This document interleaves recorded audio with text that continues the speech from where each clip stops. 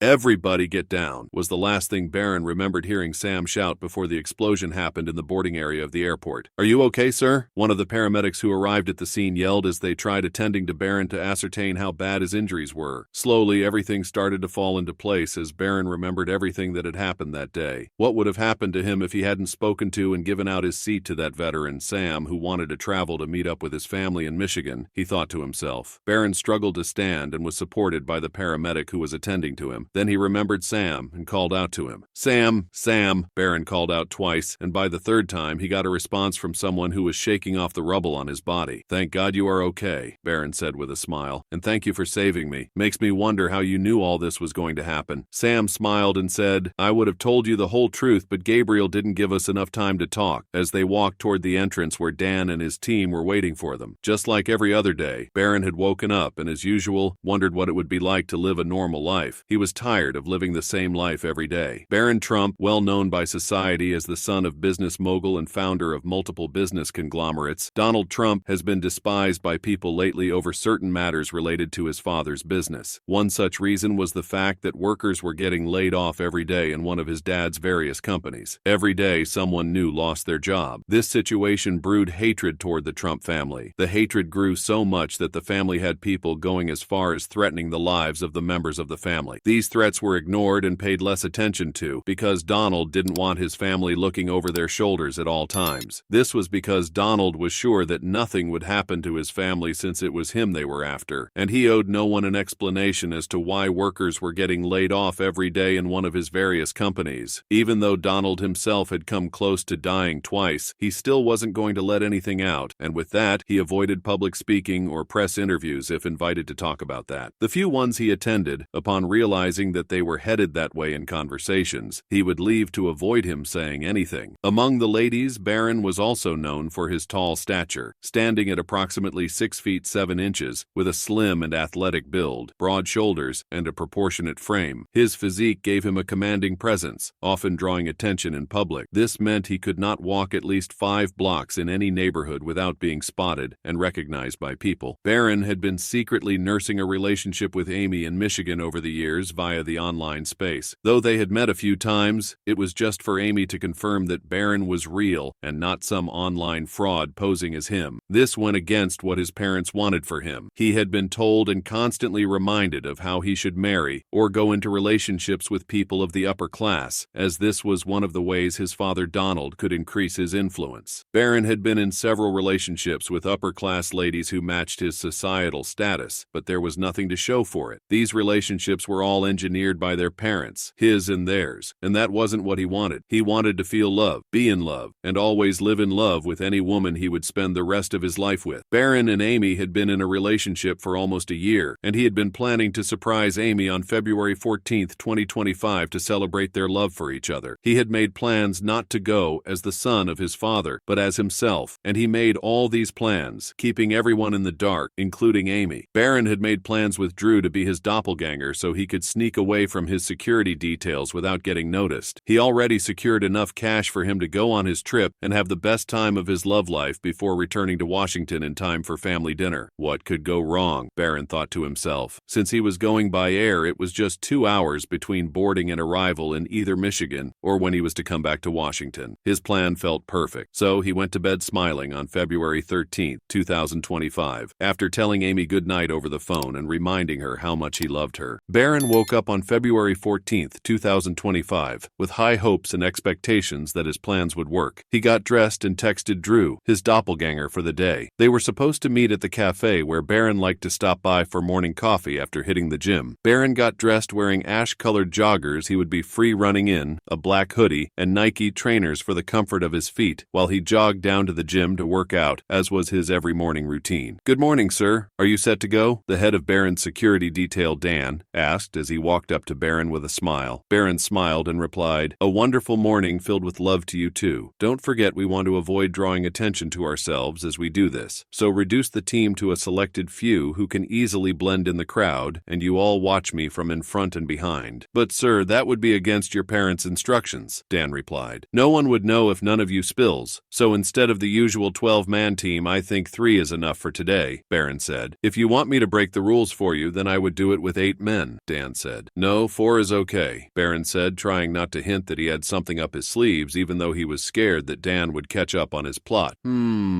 I think 6 is fair then. It's either this or we all go, Dan finally said. Barron stood like he was thinking before finally giving his consent. All this was within the scope of his plans, and he was glad things were going his way. Dan signaled 5 others to go with him and Barron, so they started their journey to the gym, leaving the compound. Dan had been with the Trump family for about 10 years. He started as one of the security details for not just Barron, but also Rose and Claire, Barron's sisters, before he finally became Barron's head of security after foiling one of Barron's plans to sneak out of the house to a club. Even though Barron was angry at Dan for foiling his plan, he still liked him a lot because he was the only person who understood what he wanted for himself. That likeness he had for Dan made him request Dan as his head of security when he turned 18. As they left the compound, Dan spotted 2 cars following them, one from behind and another going around them and coming back as if casing the entire area. Dan got suspicious and alerted the rest of the team so they could prepare for anything. 3 of them jogged forward, passing Barron with smiles and waving at him while leaving another 3 behind. Dan was one of the 3 behind. After about 20 minutes, the other car tailing them from behind sped past them. Dan moved forward to tell Barron that they needed to go back to the compound as something wasn't right, but Barron ignored him, telling him to stop being paranoid and that nothing was going to happen. Dan insisted that they go back and use the gym in the compound, but Barron wouldn't budge, so Dan called in the rest of the team to have them wait at the gym Barron liked to use. On getting to the gym, Barron was annoyed that the 6 members of Dan's team, who were supposed to remain at the compound, had gotten to the gym before him, so he moved everyone out for the time he would be using the gym. This got Barron thinking about how his plans could be affected, but he decided to continue anyway. While he was using the gym, Dan stepped out as if nothing was happening to see if it was just him being paranoid. Upon opening the door, one of the cars at full speed roared toward the gym and passed, this time with one of its windows wound down. Dan could only make out one of the passengers in that car, someone who had serious hatred for the Trump family, Gabriel. He was one of the men who had lost his job at one of the family's companies and had tried fighting tooth and nail to get back at the family for how his life turned out after he lost the job. Gabriel was one of the directors for one of Donald's companies until he lost his job. A week before he lost his job, Gabriel went to a bar at night, leaving his wife and son at home. He got drunk, spilling out company secrets as he was a loudmouth whenever he was drunk. As a result of his drunken state, he lost a few things that night, and one of them was his identity card, which gave him access to one of the most secured floors of the company building. 2 days later, there was a breach in the company's firewall, causing them to lose about $7 million on the stock market. This happened because someone leaked sensitive information about how the company operates online. At long last, after many investigations, Gabriel was blamed for it because his card was used to access the office with such information, and he couldn't prove that he wasn't the one who visited the office, having remembered he was wasted at a bar. He lost his job, and his wife took their son and left him because he couldn't meet up with the everyday expenses. Gabriel fought the company tooth and nail by going to court, public speaking, and interviews to call out the company over its claims that he was innocent. Every time he did, he kept losing money, and more details of all that transpired came out even more. This made him a joke and a disgrace to everyone who knew him. With such hatred, Gabriel vowed to take the life of Barron as payment for the humiliations he went through. As the car sped past, Dan couldn't help but feel uneasy. As a precaution, he reached out to someone for a favor, a friend of his, an Army veteran who had just returned from the front lines after going on 4 tours in Afghanistan, 3 in Iraq, and 1 in North Korea. This veteran had received about 7 different medals of honor and was one of the youngest soldiers to achieve such a feat. That someone was Sam. Samuel Wilson, also known as Sam by his friends and colleagues, was a decorated military veteran soldier who was one of the best at espionage, tracking, and frontline combat. Name the skill you wanted, Sam had it. He was up for an early retirement after spending 15 years in service to the United States, but before he could retire, he had to take this break before doing one last job. Sam, so eager to get back into the field, kept up with his marksmanship at gun ranges in Washington. One morning, when he went for his marksmanship training, he got a call, and it was Dan. "Hey man, how are you doing today?" Dan asked. "If it isn't Danny the party pooper, man, it's been a while since I heard from you," Sam replied. After exchanging pleasantries over the phone, Dan told Sam he needed a favor, and he was sorry it was going to run into the period of his break. Sam didn't mind and told him he would do whatever Dan wanted as long as they got to sit down and drink like in the old days before Dan left the military. Dan agreed and told Sam all that had happened that morning, asking Sam if he could look into it to know what was happening as he didn't like the feeling he was getting. Sam immediately agreed, ended the call, returned to his place to pick up his gear, and left the house. Barron, who didn't know what was happening, finally got a text from his doppelganger saying that he was at the cafe where they agreed to meet. Barron told Dan it was time to go but needed his coffee from his favorite place a few blocks away before returning home. Dan agreed hesitantly, and so they headed over to the cafe. At the cafe, Barron's doppelganger had gone into the toilet to wait. Barron got his coffee and gave it to Dan, saying he needed to use the toilet real quick. He got there, and that was how the swap happened. The doppelganger went out to meet Dan, got the coffee, and entered the vehicle waiting for them at the entrance. Dan could tell there was something different about this person who got into the vehicle with them, and so he asked a question only Barron would know the answer to. Drew didn't say anything and pretended like he was sleeping after that morning workout. Dan asked the driver to stop and check to find out who was in the car with them. His suspicion was confirmed, so they returned to the cafe where he had last seen Barron to look for him, but there was no sign of him anywhere. Barron got changed in the toilet and headed out. Immediately, he saw Dan leave with Drew. Finally, his plan was coming to fruition. Little did he know that Gabriel was on to him when he left the cafe. Barron took a bus to the airport. This time around, he had on a pair of jean trousers, a nice t-shirt, a face cap, and matching athletic shoes to go with it. Even though he changed his look, he still walked with such an aura of confidence around him, and that was what gave him up the moment he stepped out of the cafe and onto the bus. Gabriel was losing hope of not being able to put his plans into motion with so many securities around Barron, but his luck shined when he went round the block in the car he was driving and saw Barron sneaking out the back of the cafe after Dan left. Barron got to the airport and booked a flight to Michigan. At last, he could be with the woman he had loved for a while. Having noticed that Barron was nowhere to be found, Dan called Sam to inform him of what was happening. Sam had already intercepted and dealt with one of the cars following Barron and his details from the house. One of the men in the car opened up about the plans Gabriel made to abduct Barron or murder himself and Barron if he couldn't abduct him. Sam shared the information with Dan, and before knocking out the guy, he asked how he could find Gabriel. The man told him and pleaded for his life, as he was just doing what he was told because he needed extra money for his family. He added that he wouldn't have followed the instructions if only he knew he was shadowing someone as important as Barron. Sam immediately tracked Gabriel's phone by sending an encoded message that went into spam, but also gave up the phone's location. Sam told Dan he would track the phone and let him know if anything else came up. They both agreed to keep in touch while looking for Barron. Barron got to the airport and didn't notice someone tailing him. To him, it was just a coincidence, and they were probably headed the same way. Sam, who had tracked Gabriel to the airport, called Dan and told him he was on to Gabriel at the airport and needed backup as soon as possible. Sam finally saw Gabriel and walked toward him. When his eyes met, he caught Barron sitting on a bench looking unbothered. So he called Dan and told him not to do anything that would tip Gabriel off about them being onto him. With a sigh of relief, Dan told Sam he was on his way to the airport as soon as possible. Sam walked up to meet Barron and said hi to him. Barron replied casually, and they both got talking. Sam told Barron he was an Army veteran who was on break and wanted to meet with his family cause his children had a Valentine's recital that he wasn't supposed to miss as he had been away from his kids for a long time. Barron, who knew what it was like to have his dad be at certain school functions growing up, opened up about himself to Sam. He told Sam about his real identity and his plans to visit Amy because he loved her. Sam understood, telling Barron it would be nice for them to go to Michigan together and enjoy each other's company. Barron couldn't agree less, so a call was made to passengers traveling to Michigan. Both Barron and Sam walked to the boarding gate. Barron walked with Sam to get his ticket, but unfortunately, there were no more first-class seats available. Barron offered up his first-class seat to Sam. That gesture touched Sam's heart, making him tell Barron that he knew who he was from the beginning, so he approached him to talk to him. Gabriel, who was behind, noticed Sam had a gun and instantly knew he was in trouble. Without hesitation, he ran toward Barron, but Barron, who was still in shock after Sam had told him that he knew who he was and also wanted to find out what more Sam knew, couldn't react in time toward Gabriel, who was running toward him. Sam took out his gun and shot Gabriel in the leg so he couldn't move. All this was happening, and Barron still couldn't comprehend the whole scenario. Could this be an answered prayer? He thought to himself before getting pulled by Sam away from Gabriel's line of sight so he wouldn't be able to shoot at him. Gabriel, seeing as things were no longer going his way, opened up his shirt to reveal the bomb strapped to his chest. "This is what you get for being the son of your father," Gabriel shouted while struggling to move around with his injured foot. There was chaos at the boarding gate as passengers ran for their lives. Gabriel talked about all that had happened to him and how he lost his job while walking to where he saw Sam and Barron run to hide from him. Barron felt his pain and stood up to talk to Gabriel. This was against what Sam had advised. However, Barron wasn't going to let people lose their lives because of him, so he tried talking to Gabriel, but Gabriel told him that he had long crossed this line and there was no going back. so he was going to murder himself and everyone else around them with the bomb strapped to his chest. He pushed the release button for the bomb, and there was a loud explosion. "Everybody get down!" Sam shouted as he tried to rush toward Barron to prevent him from getting hurt. He didn't get to Barron's side in time, but after hearing Barron call out to him, he knew the young boy was okay. This was after the paramedics had attended to him. Sam stood up, dusted the rubble off his body, and walked up to Barron to hold him up. "Thank God you are okay," Barron said with a smile. "And thank you for saving me. It makes me wonder how you knew all this was going to happen." Sam smiled and said, "I would have told you the whole truth, but Gabriel didn't give us enough time to talk." They walked toward the entrance of the airport, where Dan and his team were waiting for them, with a lot of media presence, to find out what had happened. Dan hugged them both and asked that they enter the car and head to the hospital. In the car, Dan and Sam explained everything that had happened that day and how they knew Gabriel's evil plan beforehand. Barron felt bad for his actions and promised to reel in Dan whenever he planned to do something so Dan could help. "Let's keep all this to ourselves. Mom and Dad would punish me and you if they found out," Barron said amid tears, and Dan nodded in agreement. What are your thoughts about Sam ensuring Barron's safety against all odds? Was he touched because Barron offered him his first-class seat, or because Dan asked him to? Leave your thoughts in the comments. If you learned anything from this video, please like, share, and subscribe to this channel. Before you go, watch the other videos on your screen. See you in the next video.